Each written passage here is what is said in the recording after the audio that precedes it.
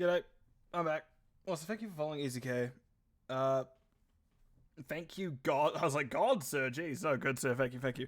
But we are back with Division D East game this time. I also think I said it. Thank you to Olaka Koala for Kaloha for subbing, gifting a sub, and Weenus. That is also me singing a shout. Honestly, the Crypt of a Necrodancer soundtrack, really good. Like kind of tunes, just like that. If you do like kind of more 8-bit chip style tunes, it's a really good series for it. It's fun. They're all bops. Highly recommend. Anyway, we have a Division D East game coming up now. We do have I was about to say cats on my keyboard again. I'm stuck on cats on my keyboard. We have Rise and Grind facing off against FFF Pancakes. So we did see that Rise and Grind banned out both Cursed Hollow and Sky Temple, which I'm kind of sad more people don't choose Cursed Hollow. Speaking of things I'm also seeing sad being spanned out is the Battlefield of Eternity and Towers of Doom. I was staring like, I know what this is called. I've casted this map before. I've seen it before. Well, either way, that leads us to Garden of Terror, which I should really double check I have people the right way around, because I definitely get confused sometimes, and some people not great at making sure they're on the right sides, but it looks like we are the correct way around. Rise and Grind is on the left, and we do have FF Pancakes on the right, so I'm just opening up that map now, and we'll get into it just shortly. Which there it is, so let me just jump on over to the game. Shortly, so, on the left-hand side, we do see, for a team of Rise and Grind, I should say, we see Brother Nature on the Tassadar, Life DG on the Anduin, Aureus, Vala, Last Dispatch, Leoric, and sitting in core still, making up their mind, Israel Abyss. On the Joanna, on the other side, we do see Courtney on the Orphea, where some my friends will say Orphea. Stampy would be on the Illidan, and we see ZG on the Zyjai, XY, XGY on the Abatha, Stampy, as I said, the Auto Attack Man, but we see Grumpy Kitten and Mr. G rounding things out on Diablo and Brightwing, respectively. But right, where will we be going with this map is a question. Definitely an interesting comp. I've actually played against this composition before for FFM Pancakes, and they do pretty well with it. I would be interested to see how I can... Yeah, sorry, XY and Kitten, father and son. Really? That's cool. Yeah, EasyK. It may be because I don't have the VODs available immediately, so sorry about that. It will be available after the stream, just unfortunately I don't have them immediately... available. I probably need to change something in my actual settings to do that. I just don't know what it is, and I can't do it mid-cast. But you can see camp's getting cleared out. We're having a pretty solid 4-man rotation. We're not wanting to do things. We're not wanting to get caught out. You can see the mines are actually slowing them down a little bit. That's why we're going safety numbers, as Anduin walks directly into another mine. Courtney doing what damage they can to wall, but backing out before anything can happen. I'd like to see maybe Life DG be a little bit more passive there, but they neither soak and their whole team's don't even camp. Anyway, I vomited a little bit of too much information here, but I definitely just felt sick, which, as I have made it aware in the Div chat recently, I have been a little bit sick as of late. Well, Div D chat, I think I even said it in my series as well. I've been feeling a little bit worse as of late. A little bit sick, but honestly going to be fine at the end of it all. Probably because I ate a big greasy burger, and that does things to my body that is ungodly. So my poor housemates will be praying that I don't vomit. I don't at least end up too sick tonight, especially because I've worked. Oh my god, that body went flying for the golem. The seeds of my vengeance to sprout. The seeds giant went flying. We see now Courtney and Mr. G have come to the bottom. Nice task wall, and we can actually see Mr. G dies because of it, and Courtney dies because of it as well. And that is a unlucky situation. Very unfortunate for FF and Pancakes. Rise and Grind now are going to be pushing us in. I realize I haven't looked at Illidan. I've looked at Illidan. Going back bottom, we do see that they are getting a heavy push on Rise and Grind, going, you know what, this is our building. No one's running at us yet. And we're getting shades of a series we casted the other day where, well, no one touched the objective for about 12 minutes. It was 12 minutes before the first objective was... Oh my god. The first objective was finally picked up. Brabuntu clearing a couple of mines of that. We see another queen by Aureus. Live DG nearly walks straight into one. Oh, Azrael found one. Illidan's still on that camp, by the way. As we see that objective's cleared up. Camp's picked up at the same time. And now Diablo, who is pretty low, will be assisted by Stampy. But there is the Wraith Walk, and they do get out. Meanwhile, Orphea and Brightwing left cleanup duty bottom. This is maybe where you want the Illidan at this point, because he does have that mobility to escape if need be. Now, Stampy's going to back out, and Grumpy Kitten is going to continue anchoring this top, which may as well at this point, as the top objective is up. The next objective is top, I should say, so no point having your tank going too far for a wander. He's going to have water atop, he may as well have it. I also realized I should update my stream title, so as we're getting next ready for next objective, let me see if I can speed run that. Maybe, rise and grind.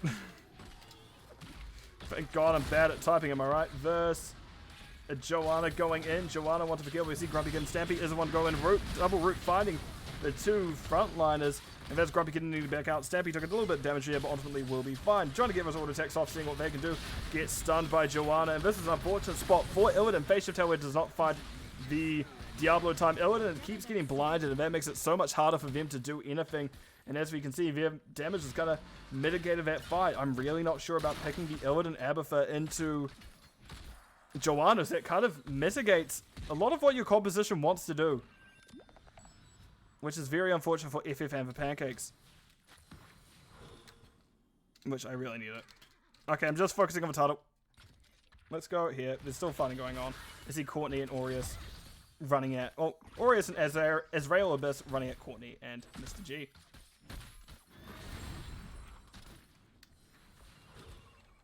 I keep getting distracted by what's happening on stream. Like, yeah, I won't get distracted. I'll type up my title, change my stream title, and then I'm like, ooh, pretty things happening. No, that is done now. So we're going to go back over here. Illidan picking up bottom camp. We see Diablo and Leoric in a fight, which, I'm going to be honest, I don't think that goes in Grumpy Kitten's favor. They do seem just to want to back out. Leoric's not exactly easy for Diablo to beat by any means. In fact, I'd say it's difficult. But we can see Grumpy Kitten is auto attack build, so they can do pretty well with that themselves. The objective is going to be in the defensive side for FF and Pancakes, so first defensive one for them. We did start aggressive, then neutral, now defensive. But this is where level 10s are through first for the side. Oh, I had to close that. For the side of Rise and Grind, we do see the Archon, Tassadar, Lightbomb, Anduin, Black Hole, Leoric. Vala, I imagine, is going to go Rain of Vengeance. Also, only 9 stacks on Vala so far, but I guess there hasn't been too much fighting. And the other thing we can see is Blessed Shield, Joanna, Vala, there is the Rain of Vengeance. Level 10's very close to being through. Yep, I was going to say Entomb, good Entomb. We do see the Blessed Shield coming well. Yeah, sure, Courtney was able to blink out, move out because of that Q. But no one else was able to escape. Sometimes it is just the case. It's very unfortunate, but you can't always live. And Courtney lived, but Brightwing unfortunately fell prey. But we do now have level 10s for the side of FF and Pancakes, and I nearly closed the overlay on accident. But we can see that is Eternal Feast on the Orphea, which is interesting because they're not following the Leoric. No dirty bathtub combo for them. We see Hunt, Illidan, Abathur, Ultimate Clone. We see the Emerald Wind Brightwing. I do like it. And we do see the Apocalypse Diablo. So Emerald Wind can screw over Diablo a little bit, which isn't going to be fun for them by any means. But we do see it doesn't quite matter at this point, as, well, only one, I have to say, good defense by FF and Pancakes. Only one Webweaver found, not Webweaver, Plant Terror. It's a Webweaver by a different name. Only one Plant Terror found. Life DG trying to get peeled for by Azrael Abyss and Brother Nature, but there is where it all falls apart. We see the Archon drops. There is the Hunt. Last Dispatch does go for the Entomb to see if they can keep people alive. Unfortunately, they cannot. Well, Reyes and Azrael Abyss backing out. Last Dispatch just slowly wandering as well. Oh god. Right. We see top camp being ran at by Stampy. You're going to be starting it. And now we're going to get the invade. I do like now that there's the aggression coming out for the side of FF Pancakes, considering you've been on back foot for a little bit, you do need that aggression where you can get it, and now is the perfect time to get it.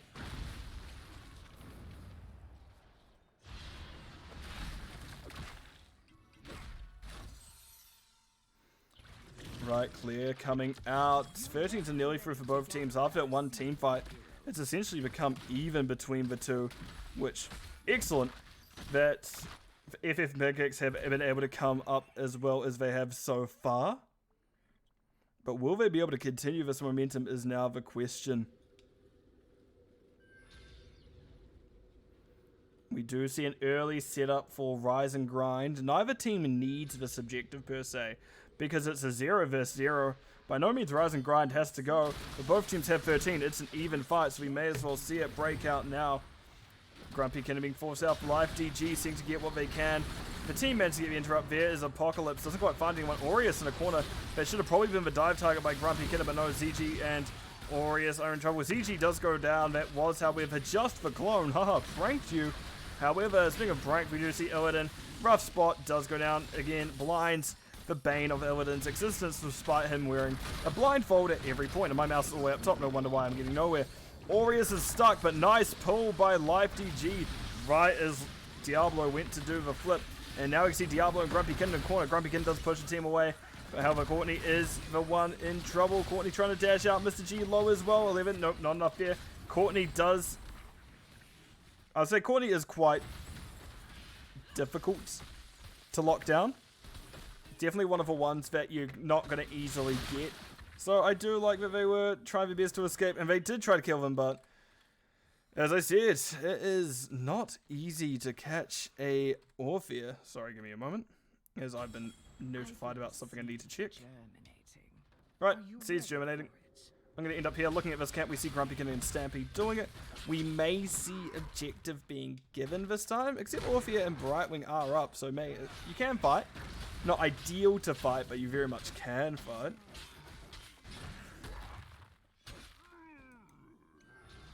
And they get it. Clearing bottom. Safely done it, does it. And this is going to be the last chance you get a fight before 16, but it still looks like FF and Pancakes want to give it. Which, reasonable enough considering the situation they're in. And we see Last Dispatch does pick up the objective. Looking at talents real quick, I just need to know that Joanna actually went Laws of Hope at level 1, I didn't realize until now. 31 stacks of that, so that is a 50%, 40%? Yeah, 50% heal whenever she pushes that button. Vala finally hit that critical value of 20, which means she'll be doing an extra 61 damage. Oh, wait. Enough damage. 40, wait, 20 times 6, 40, 80 extra damage on her W so far. We also see Tassai getting the elite of the static discharge, and we can now see that static discharge picked up at level 16 as well, so that's a lot of damage coming through. Imagine Vala's going to go Manticore either way here. Manticore usually is the choice no matter what happens. And we see auto attack Leoric picked up, so that extra attack speed, which Illidan can do alright into, but as again, this Illidan has been struggling to get for resets they needed because of those blinds on them consistently. So 16 advantage now through for Rise and Grind. And FF and Pancakes are in a position where we're like, wait a minute, they have this objective. If they have Plant Terrors dropping if they get it. Shamblers won't hold out against this for that long. So you really have to go, oh shit, we actually have to kind of boogie. Last Dispatch clearing. We see Aureus clearing as well. 16s are barely through for FF and Pancakes. No one gets to touch into Aureus Life DG. APOC drops so no one can go off. Now we do see Mr. G and Courtney, or Mr. ZG drops the Orphea to go in. Stampy chasing Aureus around the world in 80 days. Nice stun onto Joanna. Unfortunately, it was Joanna. It's not the best. Crushing Jaws gets dropped. Last Dispatch taking a lot. They're stuck in the backline, but all while Illidan went down. Now the 4-man, or 2 of the 4-man get strapped. Oh, not only 1 to get strapped as we saw a blink happen get out. Mr. G and Courtney going to do their best to escape. Actually, no, it's Emerald win, but they just dodged it anyway.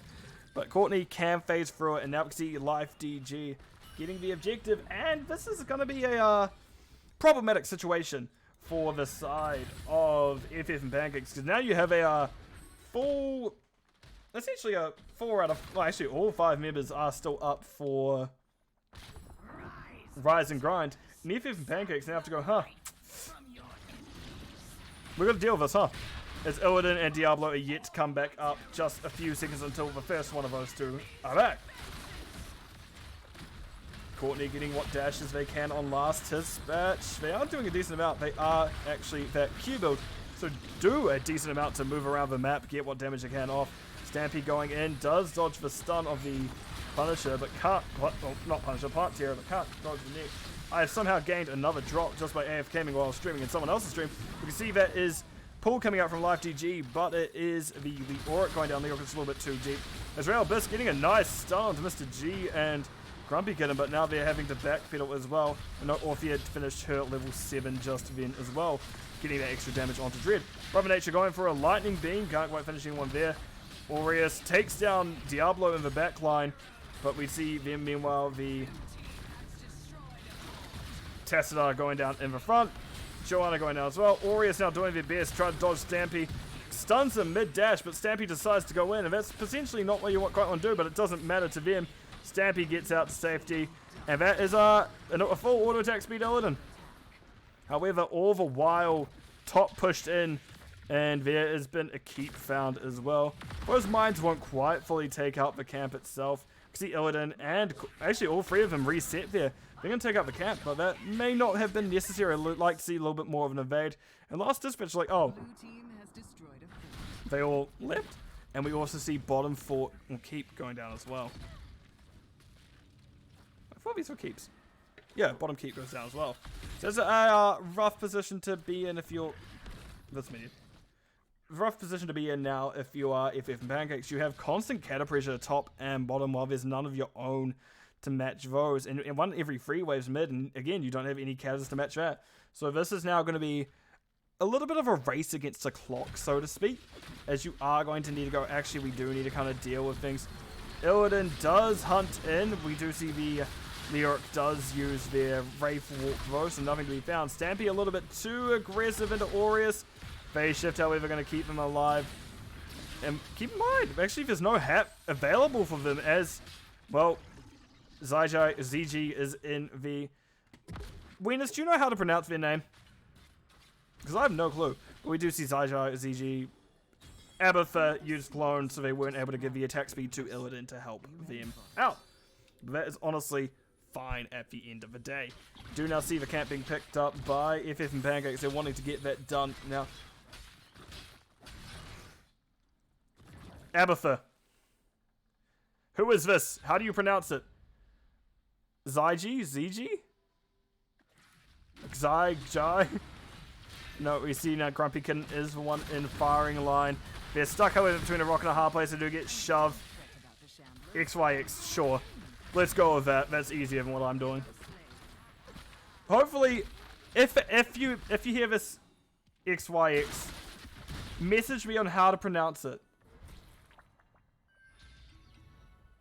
XG? XG? Yeah, this is actual permission to enter my DM, ZG or Abatha player, XYXGY. Tell me how to pronounce it. I want to know. I'll cast you again if you pronounce it, if you tell me how to pronounce it properly. That's my incentive. Tell me how to pronounce, I will cast again. Last dispatch does get the camp. A little bit late by Rise and Grind, but they XE. XE? Ah! Z. I don't know. We do now see it's... Winner wants to get casted. We can see now that a lot of fight going actually down. We do see intense wins with Brightwing absolutely interrupting the fight. However, Diablo was left alone on island. Sure, Mr. G can keep the rest of them alive, but unfortunately for Grumpy Kitten, they will go down. Now we can see objective coming back up. It will be the... yes, another objective, I should say, for Rise and Grind if they choose to do it. Which I imagine they will. Before your enemy does. At this point. If they were going to end, they should... Ah, okay. Fair enough. If they were going to end, they should have just gone straight to a core and end it. Because keep in mind, we do have that cooldown meal up. We can see this building is healing slowly but surely.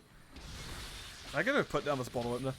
And yeah, that's going to be seed found. Diablo up in still another 20 seconds. So they can soft siege this if they desire. We're actually going to find the hit onto the meal is the problem here. But now we can see all 5 members are mid. And they're going to start sieging heavily.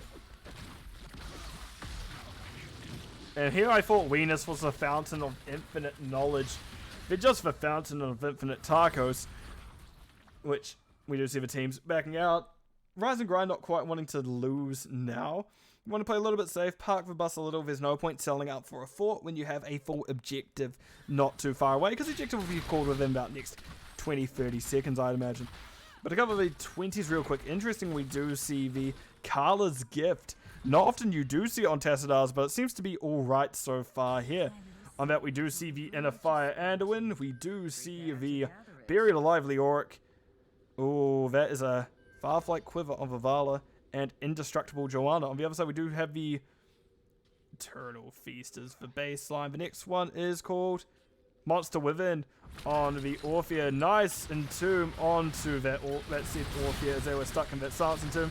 They're taking so much damage. Apox also did a lot. They do drop the Eternal Feast right before they go down. Emerald Wind dropped as Brightwing, as I said, to go with Intensive Winds. We do see that Abathur is the advanced clone, but they haven't dropped it yet. They really need to do so that fight, because we see Illidan is down now as well. Mr. G and Grumpy Kid are the next ones on the chopping block.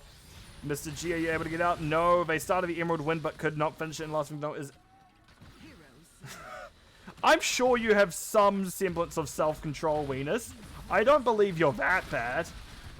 But it looks like the blue team is just going to end. They know the third objective is here, but they don't even need it. So they are going to go for that first round. Last dispatch already in position to kill the mule, which it does indeed happen. Stampy says GG. We see the GGs coming out from both sides now, and that will be the first map of the series. Going over the side of Rise and Grind. GG from both sides. Well played. So let me change it to the game summary screen, shall I? But yeah, as I said, Venus, I think you'd have better self-control than you realize. So, in terms of talents, we just see Tassadar and Vala finishing up their quests. Similarly, Orphea and Illidan did so as well. Illidan definitely going a bit more teamfight style build, as we do see when you pick up things such as Battered Assault as well as Unbound. That things relatively stand across the board. Interesting, we do see the Envenomed Spines. Not often you see that with Illidan. Typically you see the move speed bonus, because Illidan does sometimes need a little bit of help with that department to stay on top of people. You don't necessarily need the slow. If you need a cat, go to the then next person. Let's see what else is picked up. Indestructible, yeah. Everything else kind of makes sense. Eternal Feast is always interesting to me, because sometimes I do go, maybe with all that's happening, Crushing Jaws could do very well in that situation.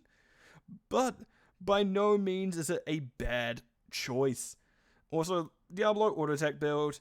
I do like Diablo auto attack build. I'm just not very good at Diablo auto attack build. I do know it's powerful. So, and I did see Grumpykin actually got a decent amount of value out of it. It was so close to this popping off. Just, it seemed like maybe if we had like a Rhaegar with Bloodlust, that would have been amazing. But that also once again falls into the counters of Joanna. So you don't want to all in that idea. Looking at the talents real quick, we do see Brother Nature did have the most siege and hero damage, 146k, 168k respectively, but Orphea very close to actually mirroring him on that front with 144k siege and 65k hero damage. Actually very close between those two. We can see actually Orphea did win out on the soak game. But however, the experience game did definitely go over to the York and Abathur, 19k and 17k between them respectively. And also we see Anduin and Brightwing having 60k healing and 66k healing. So Brightwing did have a little bit more work to do, but we can see that was reflected by the amount of damage was pouring in. So that will be the first map of the series. What is the next is the question. You know, when it's the first map, and I can see Infernal Shrines is still available, I'm scared. Because I'm like, what if it's the second map and it's a 2-map series and I go home sad? What if it is that? We'll find out in a few moments, but I hope it's not.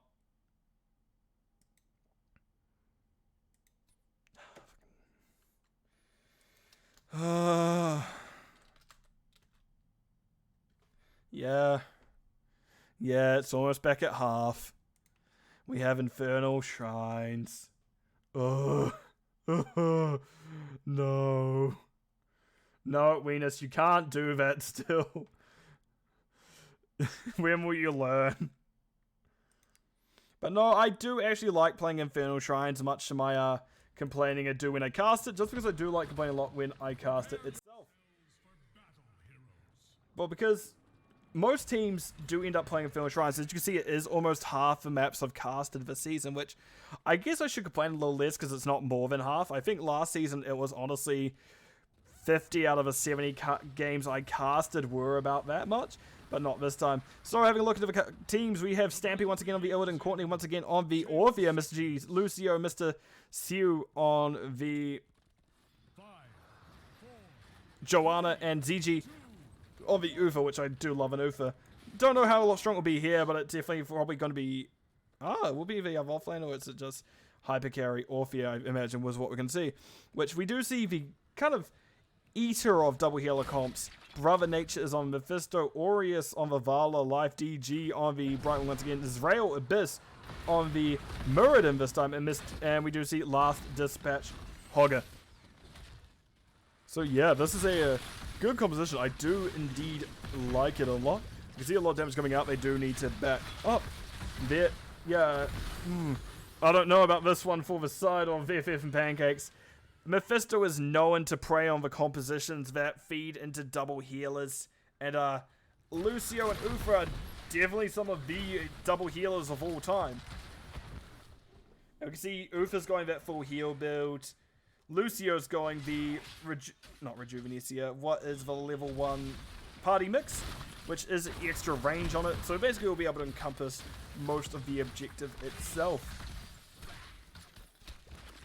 I'm very concerned for how FF Pancake's going to go. Again, the wild card is Illidan. Illidan can make it much harder for things such as Brother Nature to do things, and even Aureus may struggle, which Aureus this time has gone W build once again. You can see in terms of other stacking, we do see that, as I said, party mix. We do also see the Joanna going Laws of Hope, and Ufa is Wave of Light, which is my favorite build when I'm solo healing Ufa, as it is the most likely to get you through things, and I think honestly, solo healing Ufa is one of my favorites. I didn't do too hot when I played him earlier tonight in an ARAM, because, well, it's Ufa in an ARAM, sometimes it happens.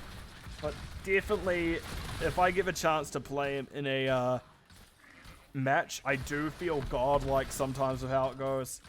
Ufa is my one claim. I had two heroes I got very good at for a while, and then I added a third where Ufa, for some reason, decided that was a hero I was going to pop off on, and got to number 3 in A at some point. And Rexile was actually one of the other ones, and now I pick up here. I'm just a humble Samuro run it down player, where I will just run it down at you at Samuro. I will be where you don't want me to be, and you can't really stop me from doing so. You can definitely make me go, you can really make me second guess myself, but I'm also dumb enough to where I won't bother second guessing myself. Oh, Brother Nature takes a chomp to the face by Courtney. Not quite what they were expecting, but it is what they were getting.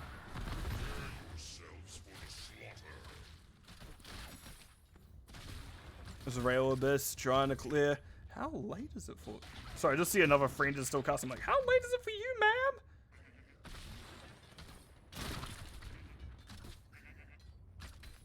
What's the time zones? How do time zones work? Like, minimum, it's almost 2 a.m. for them. At the most, it's like almost 5. Which, either way, that's insane. We can see this camp is getting cleared up, and objective being started by Stampy. Actually, they've got pretty good objective clear, but there comes the king of this objective. It is Hogger. Yeah, I know. 2 a.m. for West Coast, nearly 5 a.m. for East, which is insane. And then I forget how mountain time works, so it exists. We can see Ufa trying their best to heal through it. Oh, that is a lot of damage coming out. As I said, the eater of 2 healer comps. Last dispatch, I should note, hasn't started a good old spin around the objective kind of possibility, but also thank you for confirming that, Voriel, because I'm really bad at figuring out how time zones work. We see Hogger goes for another bounce. They're going around. They found an infinite and accidentally. No, they haven't. They bounced out of the way. Yeah, Weenus, I do the same. Because what? It should be 11. Provided this is a 2-map series, I'm done at 11. If it's a 3-map series, it's more going to be like 11:30. So, it could be worse, but we do see objective was actually picked up by FF and Pancakes despite the team fight going over to Rise and Grind. So they can actually clear this objective pretty comfortably. It's unfortunate they didn't get it to jump over the fort because you could really go over extra. So, Hunter, this happened already. I'm doing a replay cast where this game was casted at some point last week. Earlier this week. I can tell you what the actual time I had of count. So this is a replay cast. It would have happened at around like typically between 6 and 9 PST. But I live in New Zealand, so it means I can't cast a lot of things live. So when I am casting, it's usually as replays outside of the weekends, or even every second of my Wednesday, so every second Tuesday for America, I do also get to cast live, which is always a good time. Not this week, as I have real life commitments going on during the day when there is often games to cast. Well, that is fine. I would rather prioritize those things as they're good for my fitness. Lime got a bit of a puku when he needs to get... You guys want to know what puku means. Lime has a little bit of a stomach to him and he needs to get rid of it. And when it's... You can have that word as well. Puku, it means stomach. And when we say it, it typically means you're a bit on the heavy... you're a bit on the chunky dad bod side as opposed to the lovely shredded side. But no, we can see Camp being picked up by FF Pancakes once again. Now the objective's over. Considering an invade for the side of Rise and Grind, but no, FF Pancakes will have that pretty comfortably locked down before they can even truly step in. And give me a moment. This match happened on the 21st of February, so almost a week ago. Look, I'm constantly in this caster form. It's not great for me. I know we can see it's going out. Oh, well, Courtney doesn't quite hit. But look, Venus, I'm giving you fun words to use.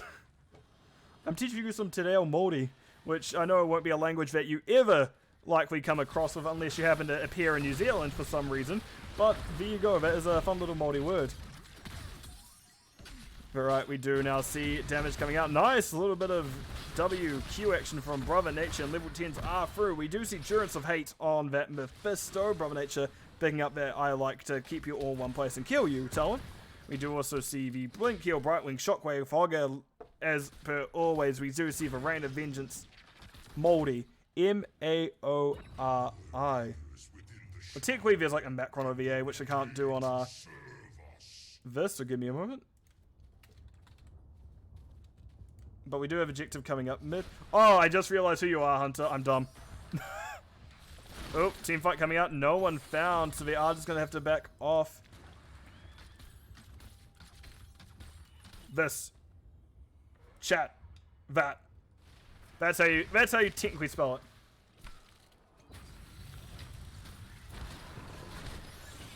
But no, objective will be picked up. 10's now through for the side of FF Pancakes. And actually we see Sound Barrier.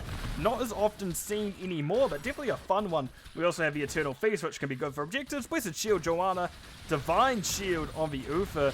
And we do also see the Illidan has gone Metamorphosis, which I don't know so much about on this map as well. Again, I'm usually more of a split side lane style Illidan, so I definitely prefer Hunt to let me get back in.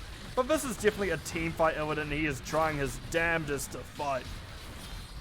And we do see a stun coming out onto Stampy. Stampy taking a lot. Does dodge. Gonna be fine-ish. Takes a lot of damage from Brother Nature, but will not go down. Again, double healers. While I did say Mephisto does well to feed off of him, they do live for a while. And it's more that the extended fight does start going over to the Mephisto as he burns through resources. A little bit slower than the side of FF Pancakes would have to, the healers would burn through theirs. But Lucio and Ufa are two very good healers for it, so it's not the easiest in the world by any means, even on these objectives. Nice jump by the Punisher. Brother Nature going in a little bit early. We see now that things get frozen, but no, that's I guess alright. Stampy taking a lot of damage, does not have spell armor. Meanwhile, the team getting chased out. Brother Nature hitting a point blank. Durance of Hate. Illidan completes one of their quest points, gets stunned by Israel Abyss. Goes through Brightwing. Brightwing blink heals out of his safety. Courtney keeps going in. Brother Nature trying their best. Double guess himself. Went back for Courtney and realized Mr. G was low. Went back for them, but no, by that point it's too late. Punisher going for the jump. Hits Mr. Sew directly on the head. Brother Nature a little bit alone. Joanna wants him, cannot get him. Gets rooted by that Frozen Punch, and all of it, Frozen Punisher has been slowly burning through it while the team fight went on behind.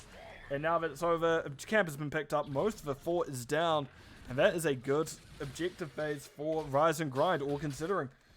But we do now see Hogger had split off early enough where they're getting soaked, and they do have level 13 advantage, not by much, about 3/4 of a level, but not too far. I think that we do see that it is the Avatar Muradin. I already see that side. I see both sides. Level 13 are through, and we do see that it is going to be a little bit more cooldown reduction on the basic abilities of Mephisto, but not so much on the heroic. They're not quite leaning into that, even though this is one of the objectives where you can do it. I also like the damage reduction on the Hogger. Spell power reduction on the Hogger. Nice shockwave on Hogger. There's that spell power reduction going through. Endurance of Hate finding 2. ZG does need to pop D-Shield themselves. Running in to help Stampy does heal them up. They're actually relatively low. Does get peppered by the W. We see jump in Brother Nature. Not Brother Nature. Israel Abyss. But will not quite find anything. Orphea finishes at level 1. Level 7. Dread once again.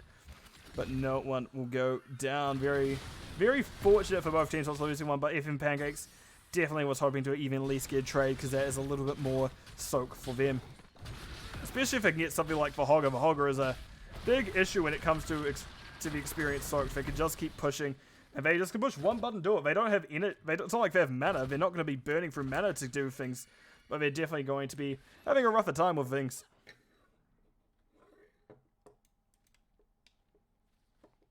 The last dispatch is waddling their way on up. Fair enough. You're not in any sort of rush. You may as well. Hogger is clearing. We do see him clear. Joanna, Mr. Sue is actually headed up here. Because I didn't even realize that Joanna's been the one dealing with the offlane the whole time. Has it been Joanna dealing with the offlane the whole time, really? They went tank build. I don't think it has been them. Am I blind, chat? Meanwhile, we can see Bruiser Camp is being picked up top left.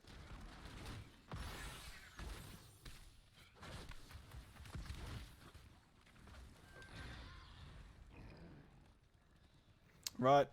Camp Invade was going to come up soon for this side of FF and Pancakes, but did not quite happen in time, so they will be able to get out and clear things relatively freely, because the other team had left by that point. You don't really need to wait around if the other team is gone from that area. And right now we can see FF and Pancakes doing their own.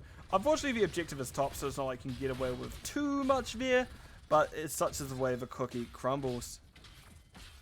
Also, I gotta remember to follow a friend before I forget. Right, things are setting up for objective. We see Hogger is already on it, ready to spin.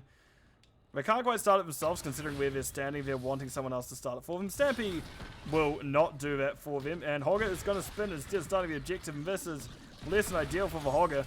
You really want to actually start the objective before you start spinning. But we see now Hogger is forced out. They will get out to safety and will be not able to do anything else. That is the Crushing Jaws coming out. There is the Endurance of Hate. We see D-Shield coming out on Illidan just as he used Metamorphosis to get out of things. We can see now nice stun by Uther. Uther has a lot of stunning potential coming up soon. 16 is where it truly comes alive though. Courtney relatively low. Hogger looking like they want them. Stampy, however, looking like they are going to go down, but no, they are not so far. They're able to get what they need. Uther is trying their hardest. Not Uther. Muradin's trying hard to keep them in check. Uther is trying to keep hard to keep Stampy up, but now Uther's gone. Stampy is looking a lot more squishy. In saying that, Uther does have Guardian of Ancient Kings, which gives 50 armor instead of 25 if they are stunned, and that did help Stampy's survivability, and they will hold on. Blue team destroyed a fort, and that top one's about to go down as well. So there's been a trading of forts, and funnily enough, those structures were first structures of the game. And they're found roughly at the same time, just for very different reasons. We're just spinning as Hogger. This is like my just talking chat. Just having this spin around infinitely. This is like my just talking category where I'm just watching a Hogger spin and I just have a chat out live. It'd be a good one. It's not a bad screen to do it on. Nice jump by the Punisher. We see nothing going down there, however. People are backing out. and everything will be fine. Punisher, meanwhile, is pushing the bottom objective. Does get the fort. That would also be a good one, Hunter. Just a looping gif of Hogger spinning there. It doesn't even need to be with minions. It could just be Hogger by itself, because that would eventually link around perfectly, I'd assume. I don't know how exactly his animation looks or how often it hooks up. It would be a good one to look at. We can see that Brightwing goes down. You can see Brother Nature and Co trying to escape. Hogger getting a nice stun in between. And that's Lucio actually getting found by Vala. Vala does a decent amount of damage, and that's the healers gone. However, the side does, of F Pancakes does still have their healer up, a healer up, I should say, but will ultimately just back out, going, you know what, you get here, I'm just gonna chill up, just back out, and take a breath. And we chill again.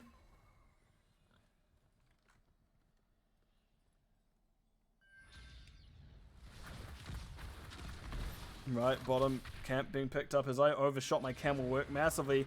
Mid being cleared out, and healers are coming up soon enough. Brightwing will have phase shift to get back to the action, so they do have that in their favor. Which, fair enough, if you haven't favored, may as well use it. But we can see now Israel, Abyss, and Co trying to clear that, while the rest of the team of F Pancakes rotate the long way down to clear there. So we're getting some pretty safe rotational play from both teams. They're not quite wanting to lose someone either way, so they are taking their sweet time, which in all honesty, more than acceptable in these situations. Right, and everyone's now rotating up. They will get the camp slowly down. And just again, we're getting everyone playing safe. Mephisto, I wouldn't say is the best at doing camps. Israel Abyss comes to help, but it looks like Stampy and Co is coming in. Israel Abyss needs to get this immediately. No, they do not, but they decide to just give it. They're too close to 20 to kind of give it. Brother Nature gets a nice Durance, finding two. Unstopped pop by Joe, but that's not really going to be enough to... There's not really going to be enough damage following up there to kill anyone. And 20s are coming through soon for the side of FF and Pancakes.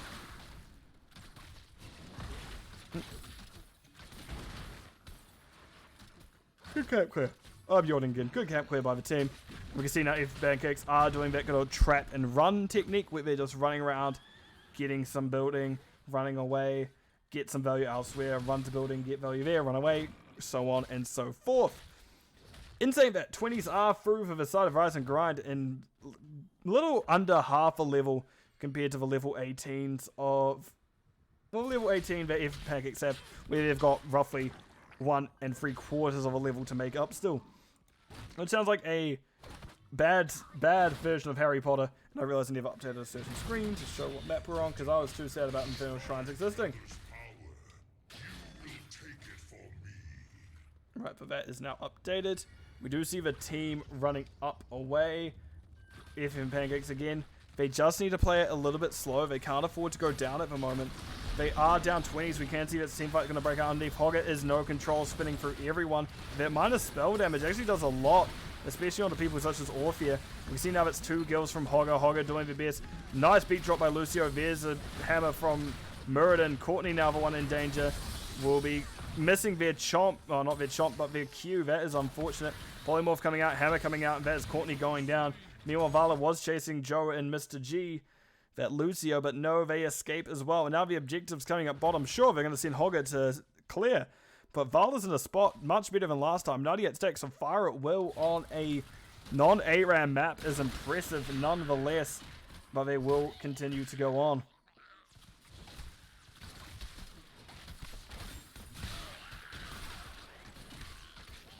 You know, I'm actually happy that I was very much questioning whether I was going to cast the game tonight. This really is a good, like, when VMware isn't a fight here, this is a good just chatting kind of screen. I was very trepidatious or unsure about casting tonight. I was a little bit tired. A little bit feeling like, I don't want to. It's just like extra work. But no, now I'm going to do it. It very much is a peaceful experience almost. Because it's just kind of like you're in your own zone. You know what you're talking about. This is something you've done time and time again. So like, you can just go, yeah, this is what I know. This is something comfortable for me. Yeah, sure, work is comfortable. I know what I'm doing there. Like, it's not always comfortable. It tends to tell some people. But in the most part, most people are very nice that I talk to. But this is one of those things where I don't need to talk to anyone in particular unless someone's with me. I do like talking and interacting with chat, and replay casts are much better for interacting with chat, funnily enough, if they're here, because, well, it is a much quieter time where I can just relax, drink a little, and, well, talk about the game I do very much love, which is sad to say that this game is one of my favorite games of all time. I wish it still had live support, but it's something that I very much enjoy and hope it survives a while longer. Meanwhile, we do see fighters breaking out so much for the heart. We do see last suspicion Israel Abyss trying to get the stunt onto the backline of Ethan Pancakes, but we do now see everything going in. Israel Abyss doing a lot of damage. We see last dispatch with that spell power reduction does so much. Is it spell power reduction? I didn't even read that properly. We see Korra's meanwhile quickly going down. Illidan's trying their best to deal with Punisher, but all while there is a fight happening underneath. 3 of the members have gone down. 4 makes it go even faster. Oh, Joe lives, but Korra doesn't, and that is the game and the series going over the side of Rise and Grind GG. Let me swap it to game summary screen.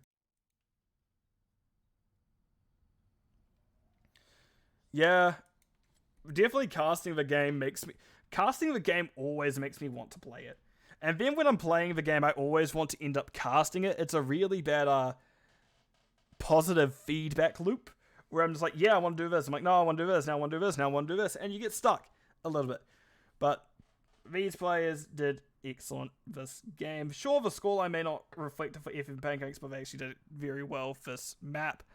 This series even, considering they were running things such as Illidan and Abathur, as well as this double heal comp into something such as Mephisto. Speaking of which, Mephisto build very standard. Hogger, which I'm learning more and more, getting more and more standard, getting more and more comfortable with it, as we see that spell power reduction does a lot, especially when you have Orphea as kind of a large chunk of your damage, as well as Lucio and Uther being spell power based as well. Vala 101 stacks is a lot, especially...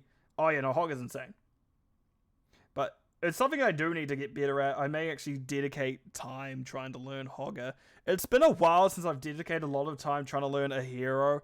The last one was Samurai, so I feel like it is time for me to one-trick a hero for a little bit and learn that. I may need to end up one-tricking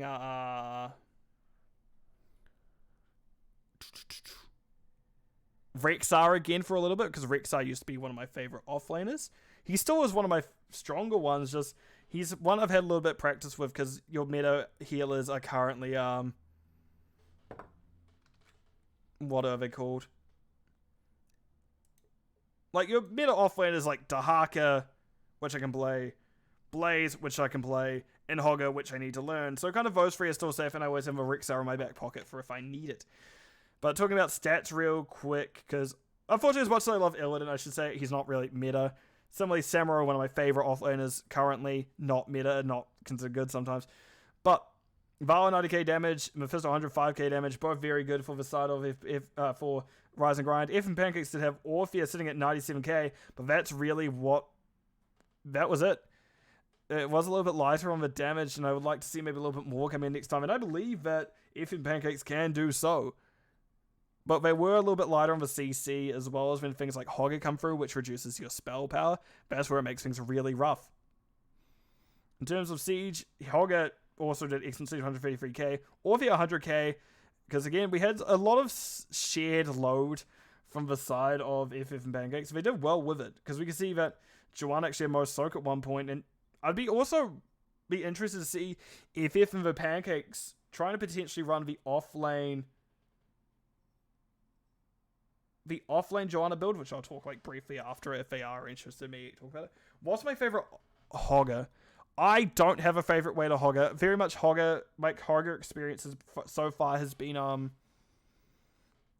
ARAM, especially in ARAM, playing the Easy Throw Dynamite build. Like we are going a level 1, level 7 quest, and then the triple one. Bro Bantu, I literally just talked about how I don't play Hogger for like 2 minutes. 3 minutes even. I've talked about, I'm bad at Hogger a lot. I've talked about how I don't understand Hogger. I want to learn him. I'm going to learn him. Okay, fair enough if you just tuned in. Yeah, it is the end, unfortunately, because I am tired. It is now getting close to midnight. I'm never mad, Bro Bantu. I very much feign my anger. I'd like to think I'm not an angry person, but I'm just getting tired.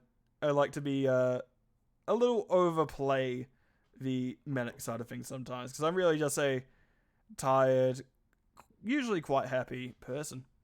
Because I love you, Brabuntu. You're a good person. Anyway, that will be that map here. So I'm going to go to the game summary screen. And we're going to go Rise and Grind. Hunter, I'm like 99% sure I may know you from somewhere, but I'm not entirely sure.